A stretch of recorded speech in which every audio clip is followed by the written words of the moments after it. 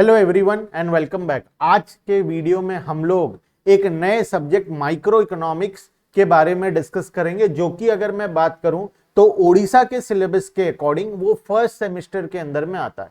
लेकिन all over India हर किसी universities में माइक्रो इकोनॉमिक्स नाम का सब्जेक्ट है और हर जगह ये सब्जेक्ट किसी न किसी सेमेस्टर में दिया गया है और हर तरफ 99.99% सिलेबस सेम है और क्वेश्चन पेपर भी जनरली सेम टाइप का ही आता है हर तरफ। ऑल ओवर इंडिया में बात करूं, तुम इंडिया के किसी भी कोने से हो तो तुम्हें सेम ही सिलेबस को पढ़ना पड़ेगा और सेम ही सिलेबस है। बस सिलेबस क्या किया जाता है, रीअरेंज कर दिया जाता है। मतलब हमारा चैप्टर 1 तुम्हारा चैप्टर 2 बन जाएगा, हमारा पहला टॉपिक तुम्हारा थर्ड में चला जाएगा, तुम्हारा थर्ड हमारे पहले में आ जाएगा। इसी तरीके से सारे चैप्टर्स को रीअरेंज कर दिया जाता है। ओवरऑल कॉन्सेप्ट माइक्रो इकोनॉमिक्स का पूरा सेम है, ये ऑल ओवर इंडिया के सभी बच्चों के लिए सेम है।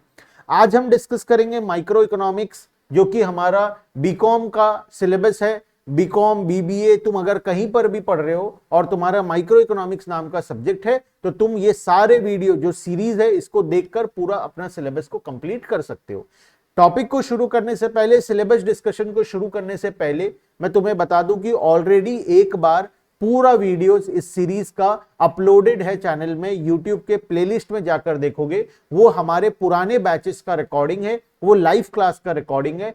अब जो मैं कर रहा हूं ये मैं तुम्हारे यूट्यूब में क्लासेस को अपलोड करने के लिए स्पेसिफिकली रिकॉर्ड कर रहा हूं। तो अब तुम्हारे लिए पूरा स्पेसिफिक कंटेंट होगा। हम कोई भी प्रकार का टाइम वेस्ट नहीं करेंगे, हम पूरा सिलेबस को फटाफट से अच्छे तरीके से समझते हुए जिससे हम एग्जाम में बहुत अच्छा मार्क्स स्कोर कर सके वो हम लोग करने का कोशिश करेंगे।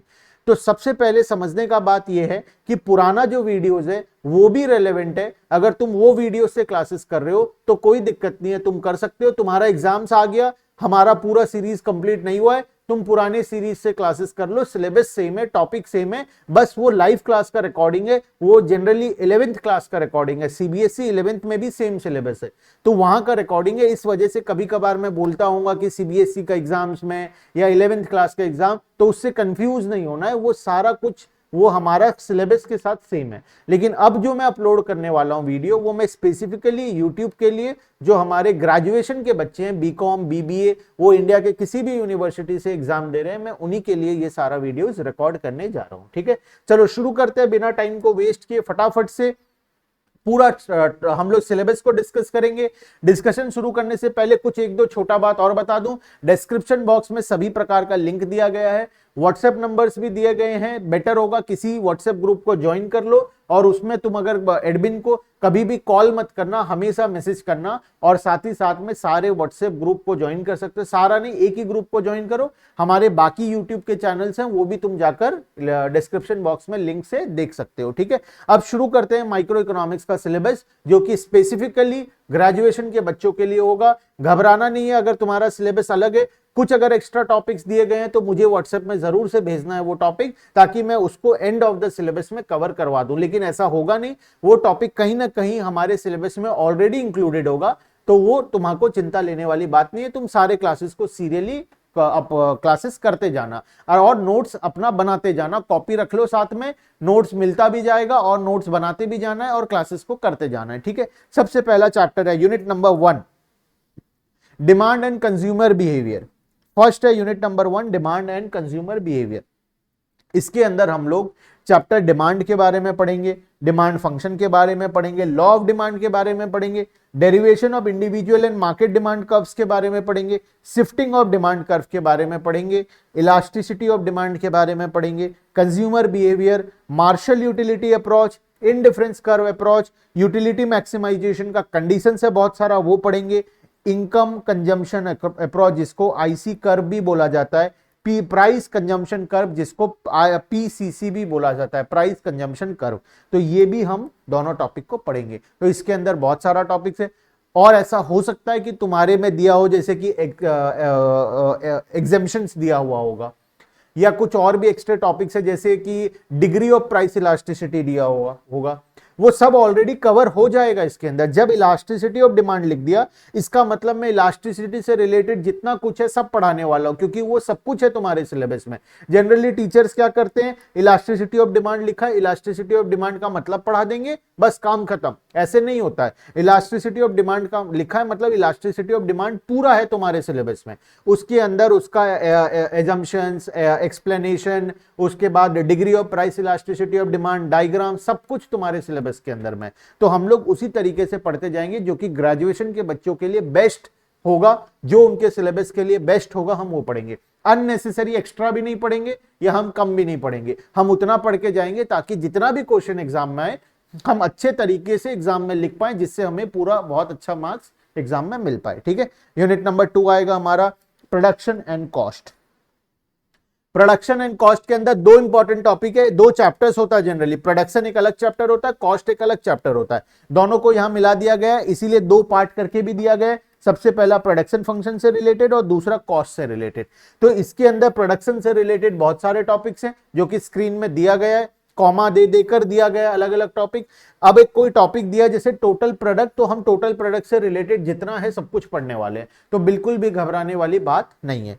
कॉस्ट के अंदर बहुत सारा टॉपिक्स दिया गया है, हम वो सारे टॉपिक्स को भी कवर करने वाले। ठीक है, इसके बाद आएगा हमारा परफेक्ट कंपटीशन। देखो यहां पर लिखा है परफेक्ट कंपटीशन। अब परफेक्ट कंपटीशन के अंदर बहुत कुछ है सिलेबस में। ठीक है, जैसे concept of perfect competitive market, assumptions उसका, प्रॉफिट मैक्सिमाइजेशन का क्या कंडीशंस होता है, related concept of total revenue, average revenue, marginal revenue, short run and long run. अच्छा मैं बताऊं, अगली बार क्या हुआ था, एक बच्चा बोला सर हमारा रेवेन्यू चैप्टर भी है, आपके सिलेबस में रेवेन्यू चैप्टर नहीं है। मैं बोला उनको क्या अलग से लिखना जरूरी है, देखो यहां पर लिख दिया average revenue, total revenue, marginal revenue, तो वही तो हुआ ना बात, रेवेन्यू तो पढ़ रहे हैं ना हम लोग, तो अलग से लिखा हुआ नहीं है। तो मैं बोल रहा हूं ऑल ओवर इंडिया में जितना भी सिलेबस है ना, पूरा 99.9%, 99 क्या मैं 100% लिख कर दे सकता हूं सेम है, कुछ भी अलग नहीं है। बस लिखने का सिलेबस को लिखने का तरीका अलग है। अगर तुम्हें लगता है तुम्हारा सिलेबस अलग है, तुम एक काम करो, सारी वीडियोस को, क्लासेस को कर लो, पूरा नोट्स कॉपी बना लो, उसके बाद जाकर मैच करना। उसके बाद मैच करोगे तो तुम्हारा सिलेबस 100% सेम ही निकलेगा। मैं ऑल ओवर इंडिया के सभी यूनिवर्सिटीज का क्वेश्चन पेपर्स भी देखा हूं और साथ ही साथ में मैं उनका सिलेबस को भी देखा हूं, तो मुझे ओवरऑल यही पता चला कि सब कोई एक ही काम कर रहा है। देखो गवर्नमेंट इनएफिशिएंटली काम करता है, वो देखता है कहां से कॉपी पेस्ट कर दूं, कुछ थोड़ा मोड़ा चेंजेस कर दूं ताकि किसी को पता ना चले और कॉपी पेस्ट कर दूं, तो ये वही चलता आ रहा है। ओडिशा गवर्नमेंट किसी का कॉपी पेस्ट किया, मतलब बेसिकली पहले किसी यूनिवर्सिटी ने कोर्स को डिजाइन किया, उसी को कॉपी पेस्ट किया जा रहा है थोड़ा थोड़ा मॉडिफाई करके, तो ओवरऑल सिलेबस वही है और पूरा टोटल ऑल ओवर इंडिया में सिलेबस एग्जैक्टली सेम है। तो बिल्कुल भी घबराने वाली बात नहीं है। जैसे रेवेन्यू चैप्टर तुम्हारे सिलेबस में, तो जब तुम कोर्स को पढ़ोगे तो रेवेन्यू ऑटोमेटिकली कवर हो जाएगा उसके अंदर। ठीक है, तो तुम्हारे सिलेबस में जो भी टॉपिक है वो ऑटोमेटिकली सब कुछ कवर होने वाला है। इसके साथ साथ में मैं इसी के लिए ये वीडियो बना रहा हूं, अदरवाइज तो मैं ये पीडीएफ शेयर कर देता, काम हो जाता कि ये हमारा सिलेबस है, लेकिन ये शेयर कर देने से तुम्हें समझ में नहीं आएगा। इस वजह से मैं स्पेसिफिकली ये वीडियो को रिकॉर्ड कर रहा हूं, जिसमें मैं तुम्हें पूरा सिलेबस दिखा रहा हूं। और मेरा मेन ऑब्जेक्टिव ये है कि अगर तुम्हारे सिलेबस में कुछ एक्स्ट्रा टॉपिक्स है तो भी तुम चिंता मत करो, तुम सारे क्लासेस को करके देखो, तुम्हें वो टॉपिक जरूर मिलेगा तुम्हारे क्लास के अंदर में। ठीक है, तो ये बात को हमेशा माइंड में रखना। नेक्स्ट आता है इनपरफेक्ट कंपटीशन। इनपरफेक्ट कंपटीशन में आ जाता है monopoly, source of monopoly power, short run and long run equilibrium of the firms, price discrimination, social cost of monopoly etcetera. फिर आता है मोनोपोलिस्टिक कंपटीशन। तो ये सारा चीज जो है ना, ये एक ही चैप्टर का काम है। इस चैप्टर को हम मार्केट चैप्टर बोलते हैं। कुछ बच्चों का हेडिंग दिया होगा मार्केट चैप्टर। अरे मार्केट का मतलब क्या, मार्केट के अंदर ये 4 प्रकार की मार्केट होते हैं, perfect competition, imperfect competition, monopolistic competition, monopoly, ये सभी को मिलाकर मार्केट चैप्टर बोला जाता है। तो एक कोई यूनिवर्सिटी है जहां पर लिखा हुआ है market, price determination under various forms of market, ये है चैप्टर का नाम। और बच्चा मुझे बोलता है कि सर ये तो हमारे सिलेबस में नहीं है, ये ओडिशा के सिलेबस में नहीं है, हम कैसे पढ़ें? उसके अंदर खोलकर तो देखो क्या है, under various forms of market, और वो जो वेरियस फॉर्म्स है वो कौन कौन सा है? Perfect competition, imperfect competition, monopoly आ गया, मोनोपोलिस्टिक आ गया, ओलिगोपोली आ गया, डुओपोली आ गया, मोनोप्सोनी आ गया। इस प्रकार का सारा कॉन्सेप्ट आता है उसके अंदर में, जो कि ऑलरेडी हमारे सिलेबस के अंदर में। तो ओवरऑल मैं गारंटी के साथ दे सकता हूं 100% सिलेबस सेम है। तुम्हारा काम है कि तुम सारे क्लासेस को सीरियली करते जाओ और आखिरी में जाकर सिलेबस को कंपेयर करना। एक भी टॉपिक अगर अलग निकल गया तो मुझे जरूर से व्हाट्सएप में मैसेज करना, ठीक है। चलो देख, अब यहां पर कुछ बुक्स दिए हैं, रिकमेंडेड बुक्स, तुम ये भी ले सकते हो। हमारे पास क्लास का नोट्स भी होगा, बेटर है क्लास के नोट्स को फॉलो करना। कॉपी बना लो, कॉपी में नोट्स लिखने भी हैं, कुछ नोट्स मैं तुम्हें प्रोवाइड भी करूंगा, हम मिलाकर चलेंगे। नोट्स भी मिलेगा, साथ में कॉपी में भी लिखेंगे, दोनों मिला जुलाकर पूरे सिलेबस को कंप्लीट करेंगे, ठीक है। चलो, तो आज के लिए मेरे हिसाब से पूरा सिलेबस तुम्हें समझ में आ गया है, जो कि हमारा ऑब्जेक्टिव था। अब नेक्स्ट क्लास से हम लोग डायरेक्टली शुरू करेंगे unit number 1 demand and consumer behaviour का टॉपिक को, ठीक है। चलो, bye bye everyone and thank you.